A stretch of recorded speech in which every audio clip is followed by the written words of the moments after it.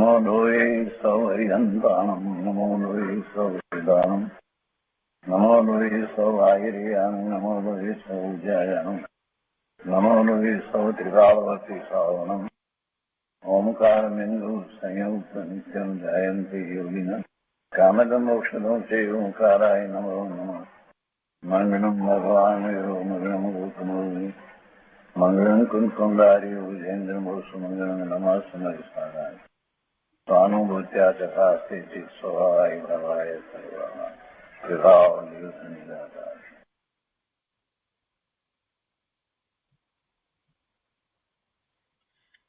કળશ અમૃત ભગવાન અમૃતચંદ્રાચાર્ય રચિત કળશ અમૃતનો સ્વાધ્યાય આપણે કરી રહ્યા છીએ.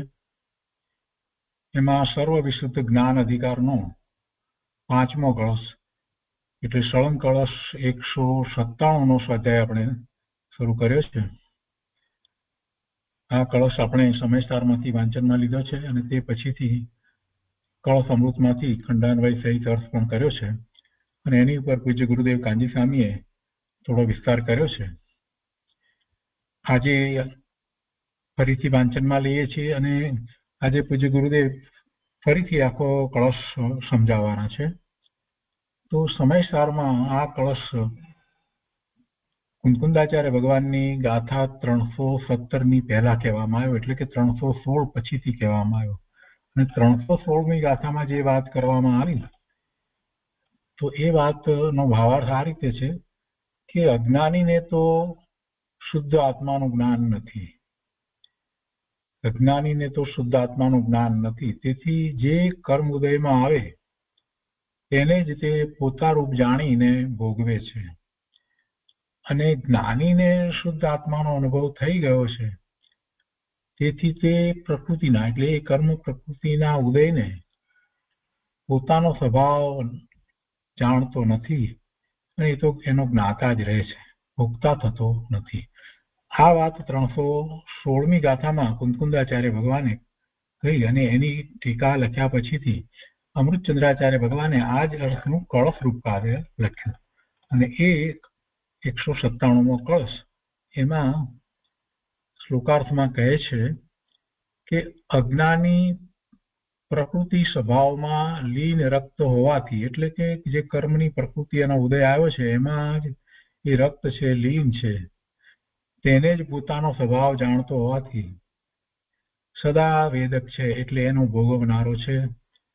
અને જ્ઞાની તો પ્રકૃતિ સ્વભાવથી વિરામ પામેલો વિરક્ત હોવાથી કર્મની પ્રકૃતિ એના ઉદયો જે રીતે આવે તે બધાનો એ જાણવા વાળો દેખવા વાળો છે. કેમ કે પોતે તો પોતાના આત્માનો અનુભવ કરી ચૂક્યો છે, એટલે એને તો એવું ભેદ જ્ઞાન વર્તે છે કે આ કર્મની પ્રકૃતિનો ઉદય છે એ મારું સ્વરૂપ નથી.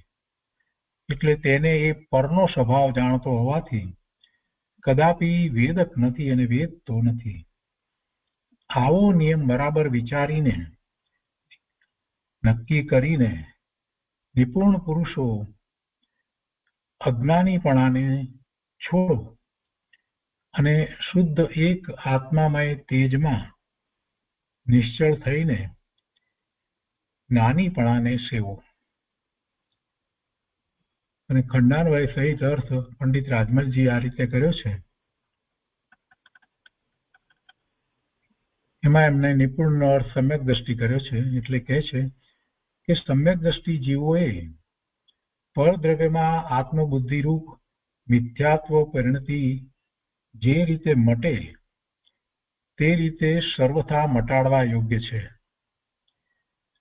સમ્યક દ્રષ્ટિ જીવ કેવા છે તો કે શુદ્ધ ચિદ્રૂપના અનુભવમાં અખંડ ધારા રૂપ મગ્ન છે. એટલે એમને તો આત્માના સ્વરૂપને જાણ્યું છે અને એની જ દ્રષ્ટિ રહ્યા કરે છે. અખંડ ધારા રૂપ મગ્ન છે. અને કેવો છે શુદ્ધ ચિદ્રૂપનો અનુભવ? શુદ્ધ ચિદ્રૂપ પોતાનું જ્ઞાન સ્વરૂપેનો અનુભવ કેવો છે?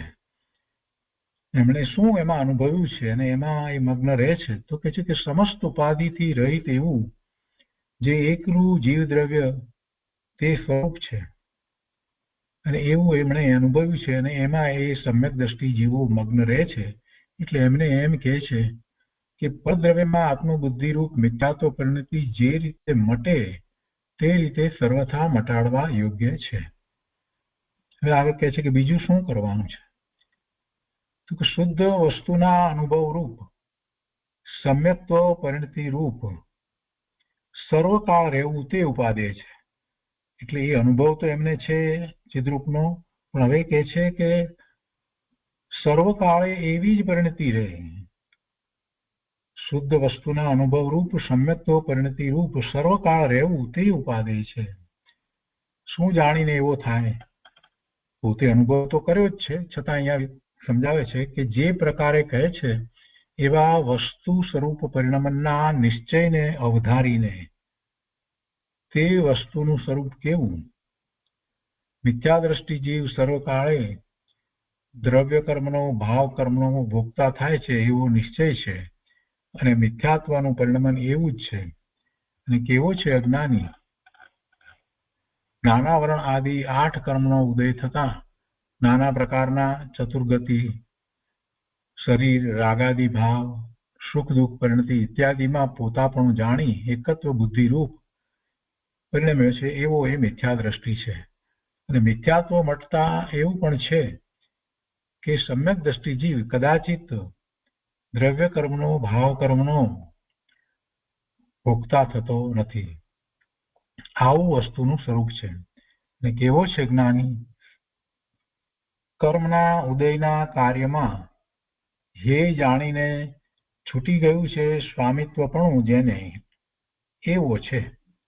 ભાવાર્થ આમ છે કે જીવને સમ્યક્ત્વ થતાં અશુદ્ધપણું મટ્યું છે, તેથી ભોગતા નથી.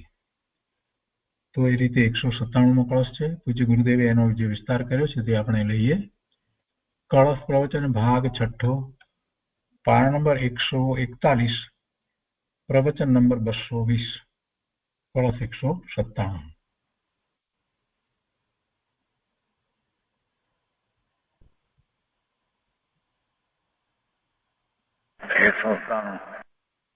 दो सौ में 3 कम और फरीने थोड़ा चला है, थोड़ा फिर के निपुण ज्ञानितम तजतम। निपुण इसको कहते हैं कि आत्मा द्रव्य परमात्मा स्वरूप शुद्ध अखंड अवैध उसका अनुभव में प्रतीति हुई, अनुभव में प्रतीति। वो चीज क्या है ऐसी पर्याय में अनुभव आना। तो अनुभव में तो जितनी शक्तियां जी आत्मा में है उसका एक अंश व्यक्त पड़े सब गुण की पर्याय का वेदन है। उसको यहाँ सम्यक दृष्टि कहते हैं, निपुण कहते हैं। जितनी संख्या में आत्मद्रव्य में गुण है, अनंत अनंत है ना, आकाश प्रदेश के अनंत गुण, सब गुण का एक अंश व्यक्त रूप है, वो तो शक्ति रूप है आनंद गुण। पर सम्यक दर्शन में सर्व गुणांस्ते संकित, ऐसा श्रीमद वाक्य આપણું વાક્ય છે અધ્યાત્મ રસ ચિઠ્ઠી જ્ઞાનાદि एक देश व्यक्त, ये चौथे गुण स्थान है।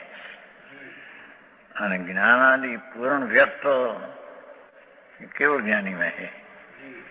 तो यहाँ कहते हैं निपुणी सम्यक दृष्टि जीवों को परधर में आत्मबुद्धि ऐसी मिठास परंती जिस प्रकार मिटे प्रकार सोता मिटने योग है। हाँ, पहले नास्ती से बात किया। पर्याय बुद्धि, राग बुद्धि, विकल्प बुद्धि, भेद बुद्धि, अभेद वस्तु अखंड आनंद कंद प्रभु है, उसमें भेद गुणी ना गुण है, ऐसी भेद बुद्धि करना वो भी विकल्प है। ये विकल्प में लाभ मानना वो मिथ्या दृष्टि है। तो ये मिथ्या दृष्टिपणु जिस प्रकार मिटे प्रकार मिटने योग है, कैसे सम्यक दृष्टि जीव महसी अचेलती महसी ની વ્યાખ્યા શુદ્ધ રૂપ અનુભવ महसी ની વ્યાખ્યા शुद्ध चित्त रूप अनुभव अचलित अखंड धारा और मगन बे शब्द का यह अर्थ है शुद्ध चिद्रु भगवान ध्रुव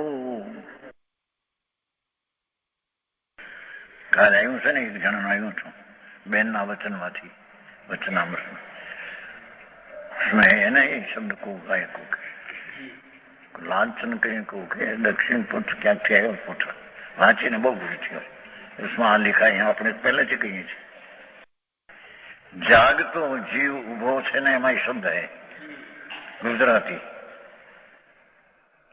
आपके ना वचना उसमें एक शब्द है जागतो जीव उभो छे ने उसका अर्थ क्या है हिंदी अथवा शास्त्री जागतो એટલે જ્ઞાન ભાવ ઉભો છે એટલે ધ્રુવ છે ને ध्रुव है जागतो ज्ञायक भाव जागतो स्वभाव उभो छे ने उभो छे એટલે ध्रुव है ने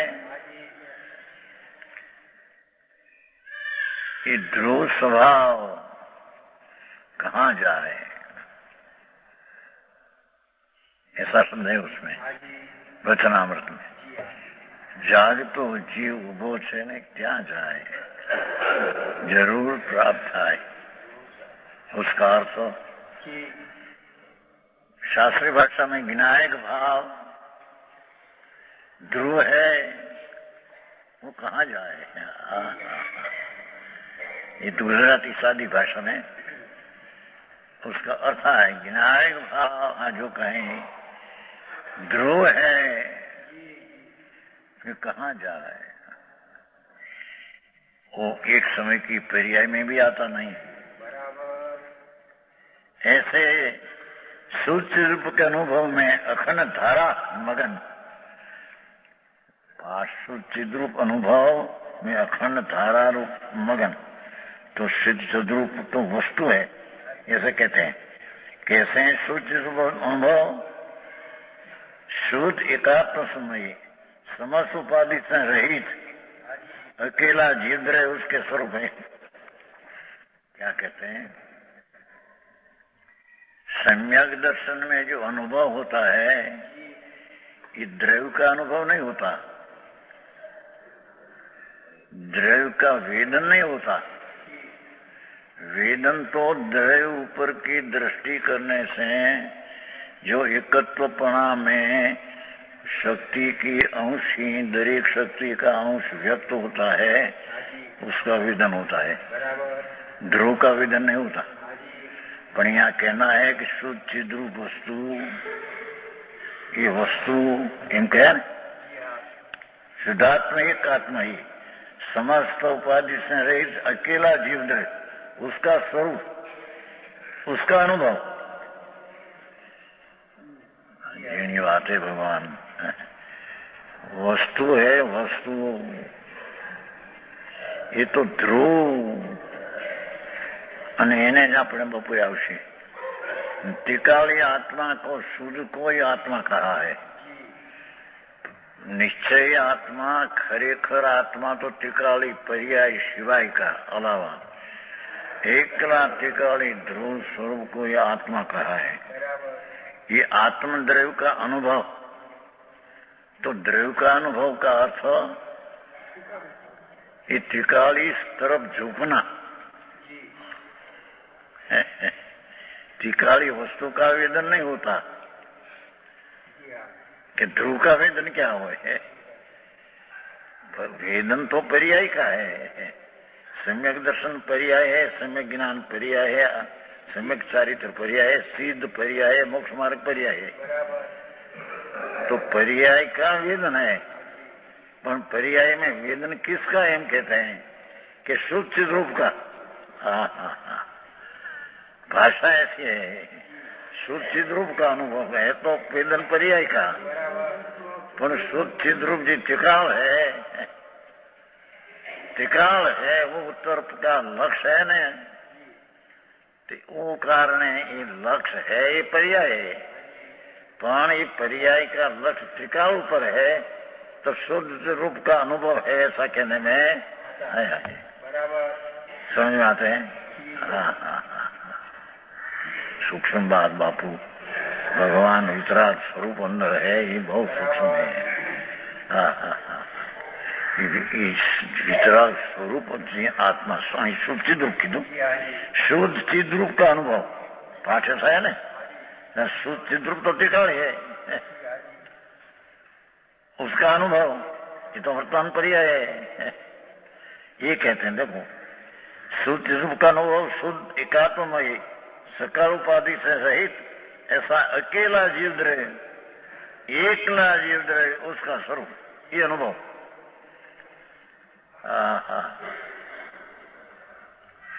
शास्त्र भाषा है तो गंभीर है ना भगवान, तो आचार्य संतो प्रचुर अतीन्द्रिय आनंद की पर्याय में वेदन करते करते विकल्प आया है, शास्त्र रच गया है, बनाया नहीं उसने। तो परमाणु की पर्याय ये समय जन्म क्षण परमाणु में टीका होने की योग्यता पर्याय थी, तो पर्याय हो गई। समझ में आया? तो उसमें भी आया भगवान एक बार सुन तो सही प्रभु, तू कौन है? शुद्ध चिद्रूप त्रिकाल, शुद्ध पवित्र त्रिकाल, ये शुद्ध चिद्रूप है ना, अकेला जीव है, उसका स्वरूप अनुभव। इस स्वरूप तो त्रिकाली ध्रुव है, उसका अनुभव का अर्थ उसके अनुसरी ने होना। शुद्ध चिद्रूप द्रव्य है, उसके अनुसरी ने होना, पर है पर्याय। समझ में आया? आओ हमारे शत्रु। द्रव्य ने पर्याय दो भिन्न है, पर्याय में द्रव्य आता नहीं, अनुभव की पर्याय में द्रव्य आता नहीं। पर्याय में पर्याय है, द्रव्य में द्रव्य है, पर पर्याय में द्रव्य जितनी ताकत वाला है इतना ज्ञान ने श्रद्धा है। समझ में आया? क्या किया? वस्तु जो है, वस्तु शुद्ध चिद्रूप कीधु ने, शुद्ध चिद्रूप तो ज्ञान ની પ્રધાનતાથી કથન है, बाकी है अनंत गुण નું एक रूप। चिद्रूप कहा છે तो ज्ञान ની मुख्यताથી कथन है, पर शुद्ध चिद्रूप એટલે अनंत अनंत गुण નું एक रूप, ऐसा जो आत्मा उसका अनुभव। तो जो आत्मा हो तो त्रिकाली तो ध्रुव, पर उसका अनुभव वो पर्याय उत्पाद की परि उत्पन्न होते हैं कि पर्याय में द्रव्य का अनुभव। उसका अर्थ कि पर्याय में द्रव्य आता नहीं, तेम द्रव्य में पर्याय मिलती नहीं। समझ में आया? पर्याय धर्म द्रव्य धर्म बे भिन्न है। द्रव्य का स्वभाव पर्याय में आता नहीं। एक समय की दिशा में त्रिकाली द्रव्य कैसे आए और एक समय की पर्याय त्रिकाली द्रव्य में तन्मय कैसे हो? फक्त त्रिकाली भगवान जी आत्मा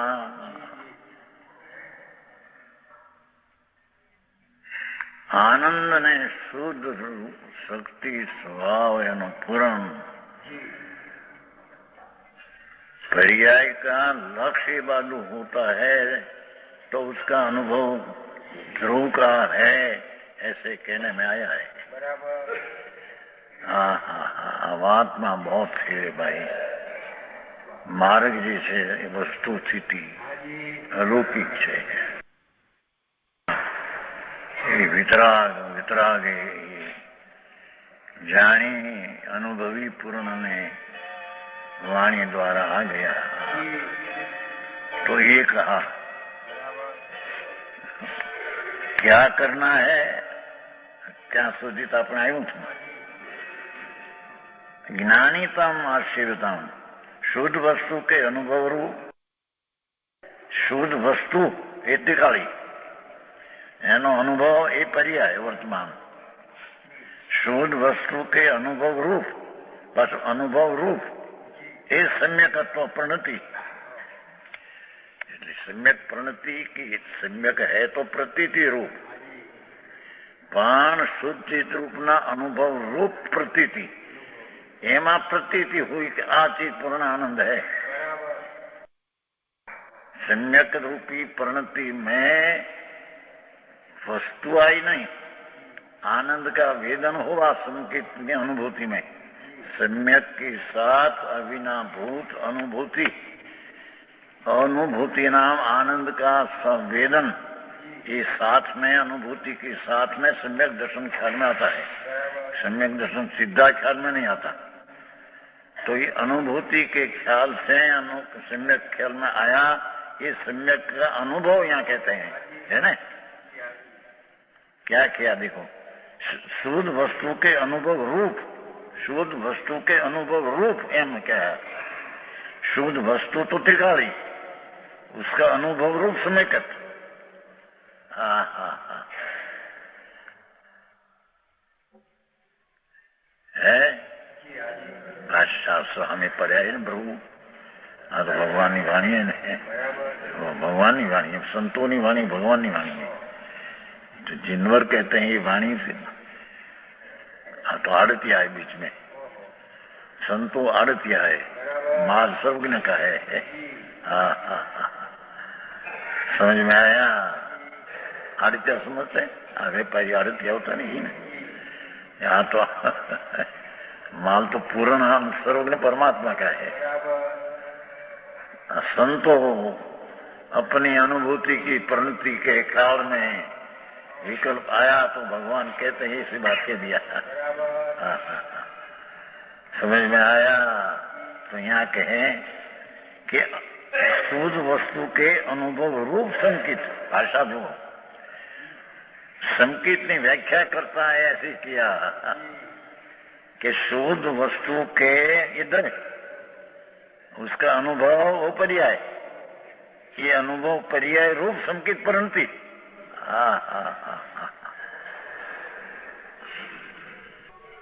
ઝીણું છે પ્રભુ, પણ વસ્તુ તો આ હે.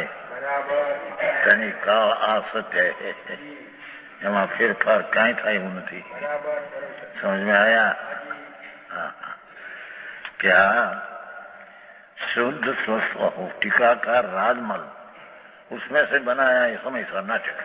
आत्मा सो कौष्टिका में से समय सा नाटक बनाया. राजमल जैन धर्मी, जैन धर्म का मर्मी है, ऐसा लिखा है समय सा नाटक में. तो यहाँ शुद्ध स्वरूप के वस्तु के हित वस्तु अनुभव रूप समय के पर्याय अवस्था संकेत परिणति पर भाषा लिया ने. संकेत रूपी परिणति कौन पर्याय है नहीं. तो सम्यक दर्शन ही पर्याय है, चाहे तो क्षय संकेत हो, अरे केवल ज्ञान हो तो ही पण पर्याय है. एक समय की मुद्दत है उसकी, दूसरे समय दूसरा केवल ज्ञान भले हो ऐसा न ऐसा पण दूसरा होता है. तो आई कहते हैं संकेत रूपी प्रणति रूप सरोकार रहना उपाधि है. सम्यक दृष्टि को तो प्रणति त्रिकाल द्रव्य के अनुसरी ने अनुभव में प्रतीत रूप प्रणति सदाकाल रहना चाहिए. भले उपयोग कोई विकल्प में जाए पर शुद्ध प्रणति उसकी खसे नहीं. द्रव पर की जो अनुभव है प्रणति है अवस्था, ये कभी एक समय खसे नहीं. समझ में आया.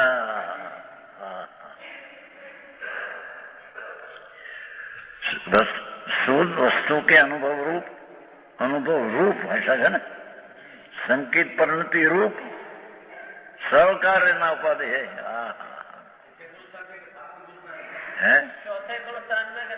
ये चौथे થી શુદ્ધ સ્વરૂપના પરિણતિ ભલે ઉપયોગ વિકલ્પમાં જાય પણ શુદ્ધ પરિણતિ સંકેત રૂપી પણ તે સદાકાળ હે। અહીં તો સમ્યક પરિણતિ ને લઈને આયા, ચારિત્ર પરિણતિ તો વિશેષ है આગળ। અહીંયા તો શુદ્ધ સંકેત परिणति પણ कायम रहती है। प्रतीत रूप की अनुभव में प्रतीत हुई ये प्रतीत कायम रहती है, अखंड धारा रहती है। જેની વાત છે ને પ્રભુ,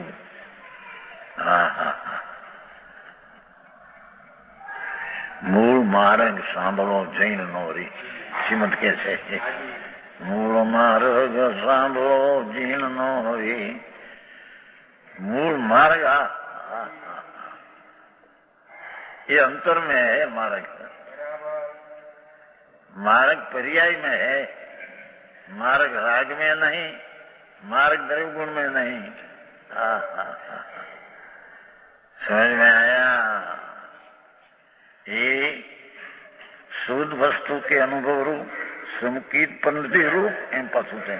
एकड़ी परिणति न लिया, न्याय पर अनुभव न लिया, शुद्ध वस्तु के अनुभव रूप एम, शुद्ध वस्तु के अनुभव स्वरूप संकेत परिणति रूप सर्वकार्य न उपाधि है। धर्मी को तो दिखा द्रव्य शुद्ध का ध्येय, जो ध्यान में ध्येय बनाया, ध्रुव को ध्यान में ध्येय बनाया, ये ध्येय एक समय पर खसे नहीं। चाहे तो शुभ उपयोग आ जाए, अशुभ उपयोग आ जाए, पर ध्रुवना ध्येयनी परिणति जो है ये कभी खसती नहीं। समझ में आया? अशुभ में બધું ઝીણું છે બાપુ। આ તો રૂપિયામાં હાથ આવે એવું ન મળે ક્યાંય, ધૂળ હે બધી। બ્રહ્મલોકનો નાથ પરમાત્મા સ્વરૂપ પ્રભુ પોતે છે। ये परमात्मा स्वरूप परिणति अनुभव में आता नहीं, पर उसका अनुभव होता है। तो ये अनुभव रूप संगत परिणति रूप एम रिया ने सर्वकार्य न उपाधि है। उसका अर्थ जो ध्रुव का जो अनुभव किया न, ध्येय ध्रुव को बनाया, ये ध्रुव का ध्येय एक समय भी खसते नहीं। चाहे तो खाते हो पीते हो ऐसी क्रिया में दिखे, पर ध्रुव का ध्येय में एक समय भी खिसते नहीं उसे। समझ में आते हैं? मार्ग प्रभु मोटो प्रभु पोते છે, તેનો માર્ગ બી પ્રભુ જો હોય મોડી બઢિયા।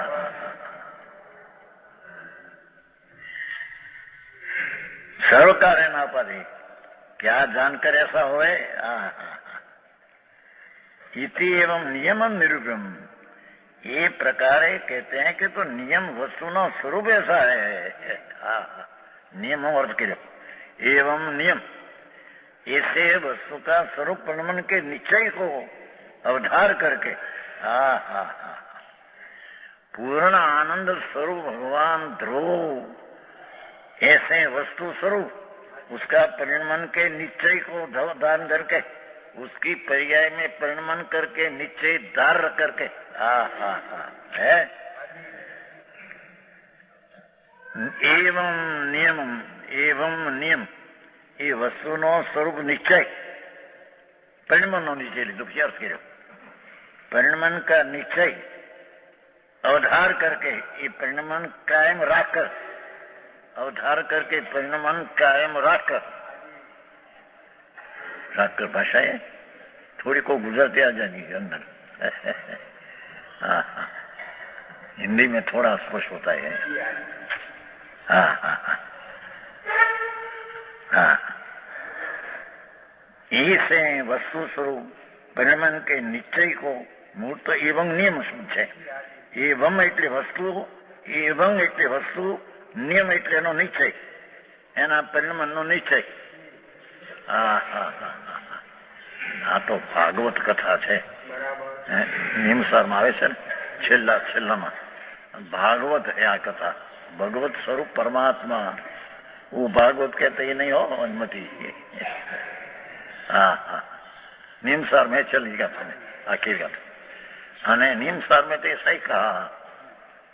दोपहर को चलते हैं चली गाथा में. मैं मारा भावना में क्या बनाया हो. कौन कौन आचार कहते हैं नियम सार मेरी भावना માટે તમે બનાયા है. हाँ, प्रभु की बात में बापा. हाँ हाँ, प्रभु नहीं शक्ति का पार नहीं, उसके अनुभव की शक्ति का सामर्थ्य का पार नहीं है. हाँ हाँ हाँ, ऐसे अवधार के है निरूप નું કામ કથન છે, પણ કથન છે એ વાચક છે. વાચક ન લેતા એનું વાચ લીધું છે. નિરૂપ્ય નહીં તો કથન, પણ કથન ન લેતા એનું વાચ લીધું. परिणाम के निश्चय को अवधार करके, परिणाम को निश्चय से राख करके. हाँ हाँ हाँ, वह वस्तु का स्वरूप कैसा. હવે બે ભાગ પડે. अज्ञानी नित्यम वेदकम भवेत.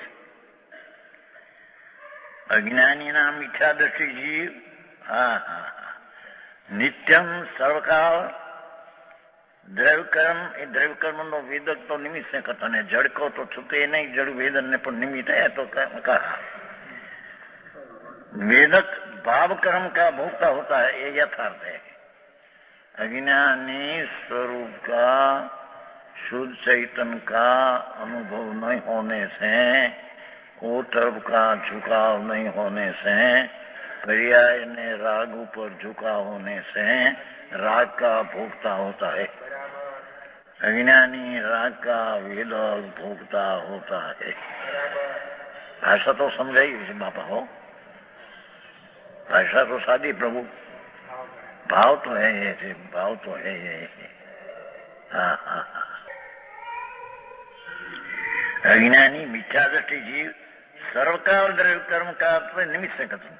भाव कर्म का यथार्थ भोगता होता है. जड़ को क्या भोगवे, कर्म को तो निमित्त है. भाव कर्म हुआ है, उसमें निमित्त है, साथ में ले लिया कि द्रव्य कर्म ने भाव कर्म को भोगता है. बाकी जड़ को आत्मा भोगवे नहीं तीन काल में. समझ में आया. भोगता है विकार का है. भाव कर्म એટલે पुण्य पाप दया दान व्रत भक्ति, ऐसा जो भाव कर्म है उसको अज्ञानी भोगता है. थोड़ा शब्द में कितनु नाख्યું છે. जो आ कई कथा नहीं है, आ तो अध्यात्म वाणी है, अध्यात्म वाणी है. ऐसा निश्चय है. हाँ हाँ, क्या कहते हैं कि मिथ्या नाम असत्य दृष्टि है. ये अर्थांत सत्य जो वस्तुतिकाली सूचित रूप है उसकी दृष्टि नहीं, અને एक समय की पर्याय यानी दयादान विकल्प आदि उसकी दृष्टि है. ये कारण उसका सदा भोगता है. हाँ, ये निश्चय है, ये निश्चय है, ऐसा निश्चय है. हाँ हाँ,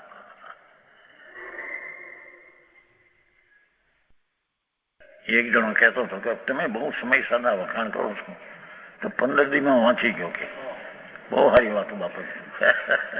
पंडित जी एक जन तो तुम्हें इतना वखाण, एक एक पद में कीधु पार न आवे ऐसी बात है.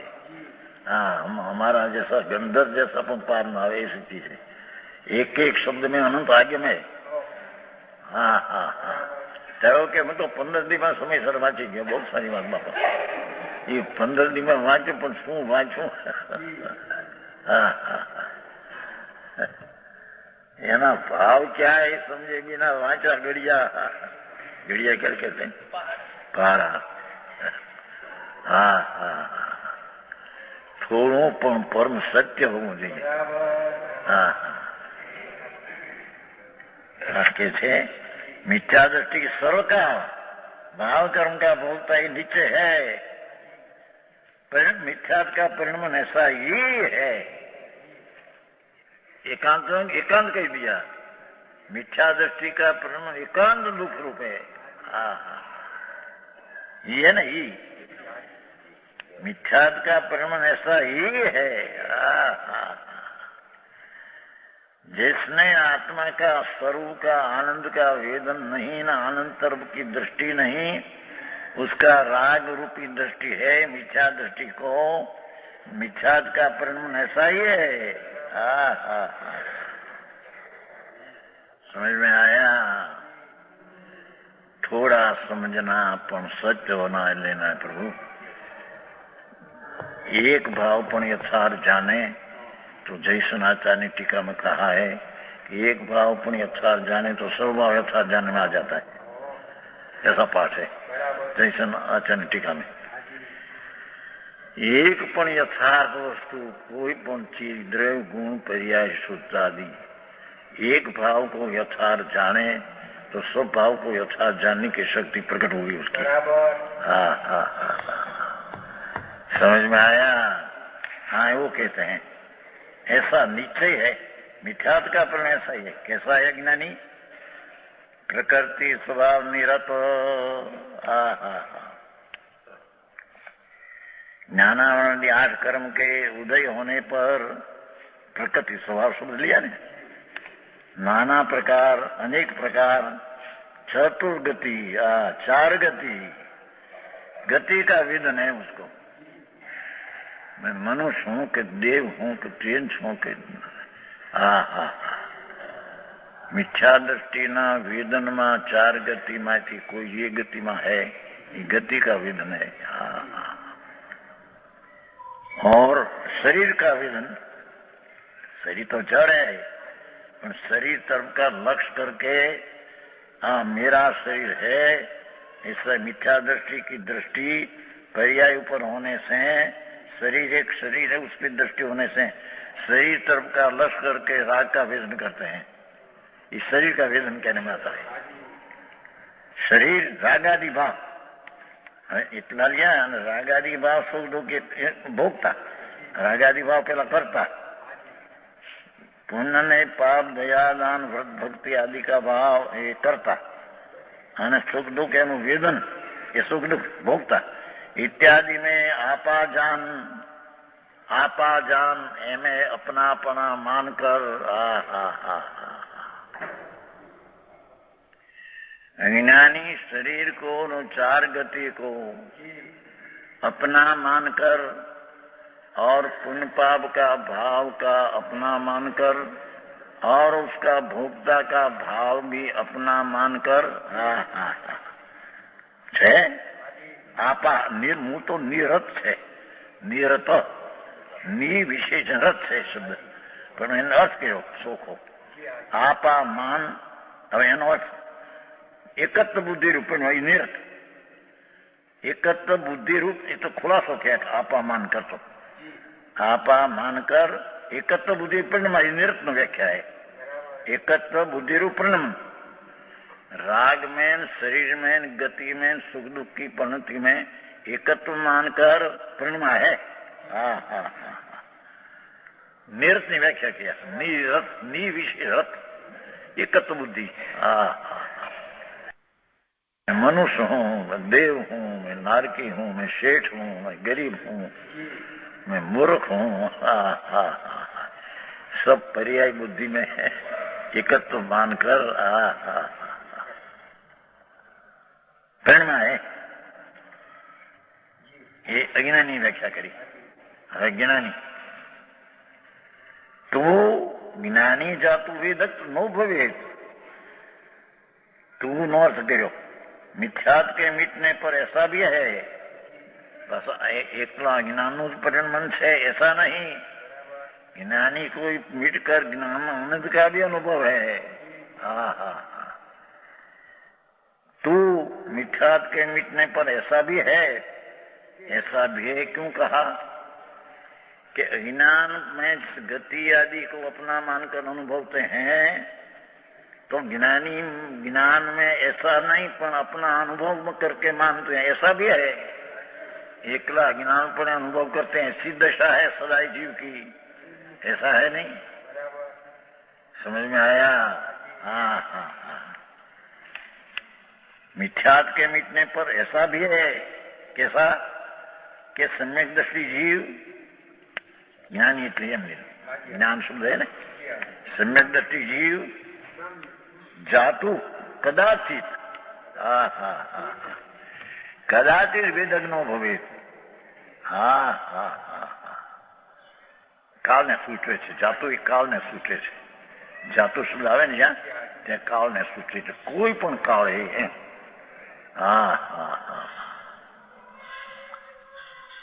द्रव्य कर्म का भाव कर्म का भोक्ता नहीं होता, निमित्त लीज द्रव्य कर्म, ऐसा वस्तु का स्वरूप है।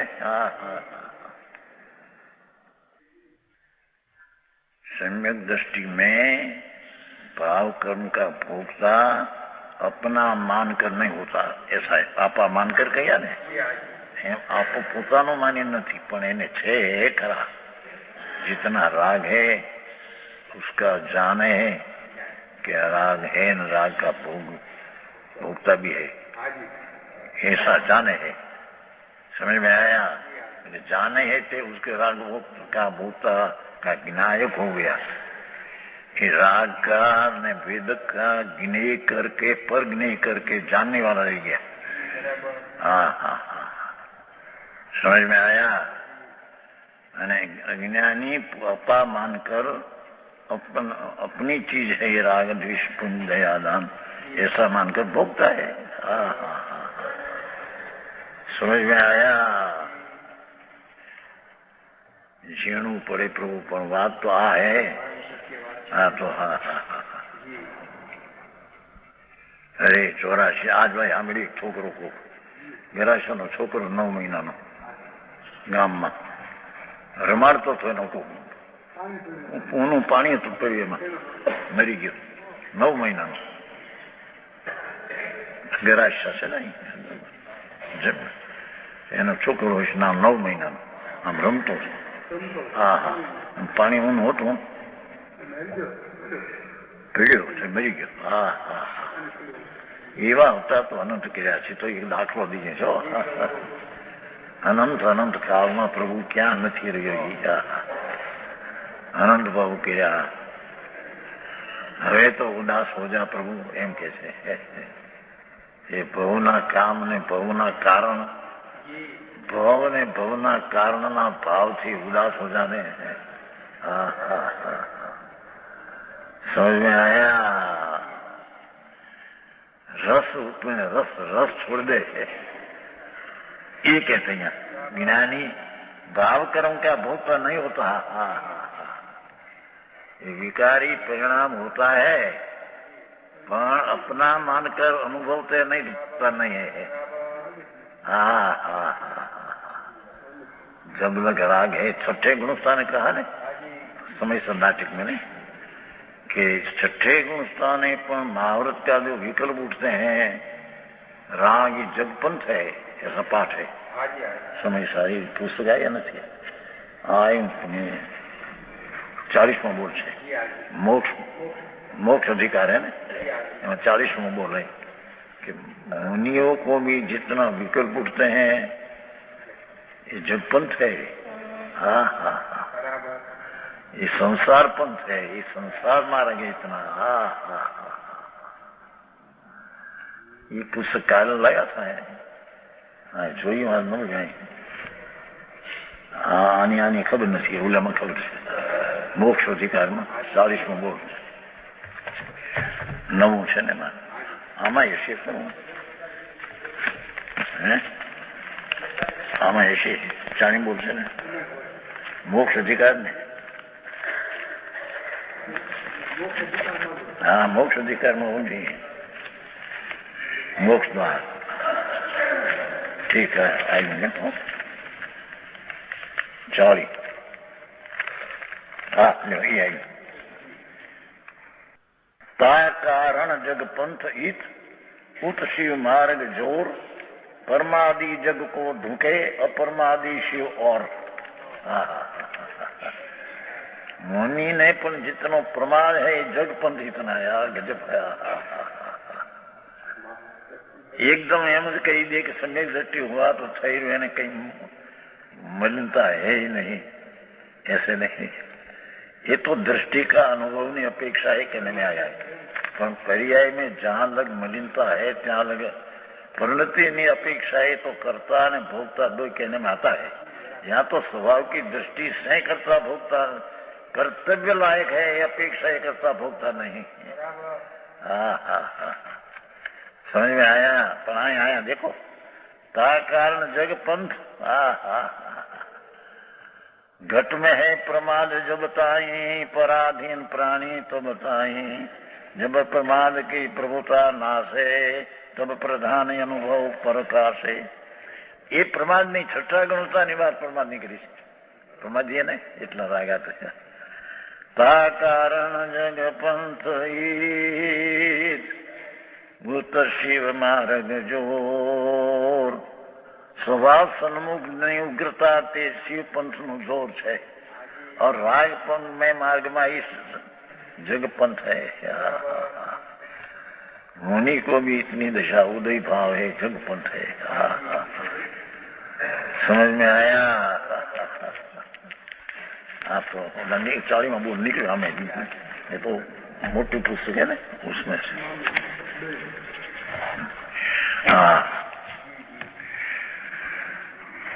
वस्तु का स्वरूप है, होता ऐसा वस्तु का स्वरूप है, भोगता नहीं ज्ञानी। कैसा है ज्ञानी? प्रकृति स्वभाव विरत, बोलो तो प्रकृति स्वभाव निरत। ज्ञानी प्रकृति स्वभाव निरत, प्रकृति जड़, उसका लक्ष्य से उत्पन्न हुआ विकार उसमें निरत। धर्मी प्रकृति स्वभाव निरत है, विरत। कर्म के उदय के कार्य में हे जानकर छूट गया है, विरत अर्थ करो, विरक्त विरक्त। राग से विरक्त है, स्वभाव में रक्त है। सदाचार प्रकृति स्वभाव है। क्या? सदाचार प्रकृति स्वभाव है। सदाचार सदाचार शुभ रागी तो सदाचार प्रकृति स्वभाव है। लोको जेने सदाचार कहे, ये सदाचार है नहीं। सदाचार तो सत आचार, सत स्वरूप भगवान उसका आचरण करना वो सदाचार है। ये लोको सदाचार लोकी कहते हैं, सदाचार है ही नहीं। नैतिक जीवन हो, परिस्थिति का त्याग हो, आदि सब ये लौकिक सज्जनता है, ये शुभ भाव है। ये सदाचार नहीं, व्यवहार नहीं से सदाचार के निवास है।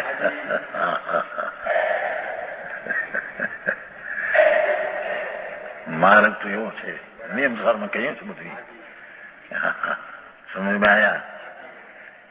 कर्म के उदय के कार्य में, कर्म एनो अर्थ ऐसा नहीं कि कर्म उदय आया माटे राग हुआ, पर उदय है ने ये तरफ का लक्ष्य है तो कार्य राग हुआ। ये उदय के कार्य में विरत है, विरक्त है। धर्मी उदय के कार्य में विरत है और स्वभाव के कार्य में रत है। समझ में आया? विरक्त है, यानी अर्थ यही जानकर छूट गया है।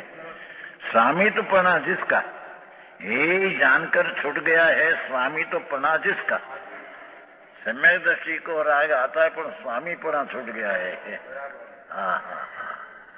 धनी नहीं, मेरी चीज है मानते नहीं। ज्ञाता में ज्ञान में ज्ञेय तरीके पर ज्ञेय तरीके जानते हैं, स्वामीपना नहीं। दिशा से बाबू स्वामीपना जिसका ऐसा है, क्या ये जानकर छूट गया है स्वामीपण, बोलो विरत है ना, विरत, विरत न तो स्वामीपण छूट गया है, ऐसा है भावार्थ। इस प्रकार है कि जीव के सम्यक होने पर अशुद्धपना मिटा है। दृष्टि અને સ્વભાવની અપેક્ષા किया कि અશુદ્ધપણ मिट गया है, दृष्टिना અને અનંતાનું મંદિરનો અશુદ્ધપણ मिट गया है, પણ यहाँ अशुद्धपण मिट गया ऐसा सामान किया है, इसलिए भोगता भी नहीं। अशुद्धपणा दृष्टि का विषय में रहा नहीं, दृष्टि का विषय में तो भगवान रहा, तो सम्यक दृष्टि को राग का भोक्ता कहने में आता नहीं, क्योंकि राग का स्वामीपना उसको है नहीं, माटे उसको भोक्ता नहीं हम कहने में आता है।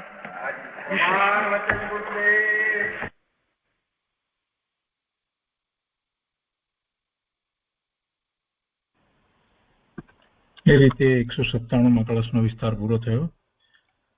આજનો સ્વાધ્યાય અહીંયા સુધી રાખીએ છીએ।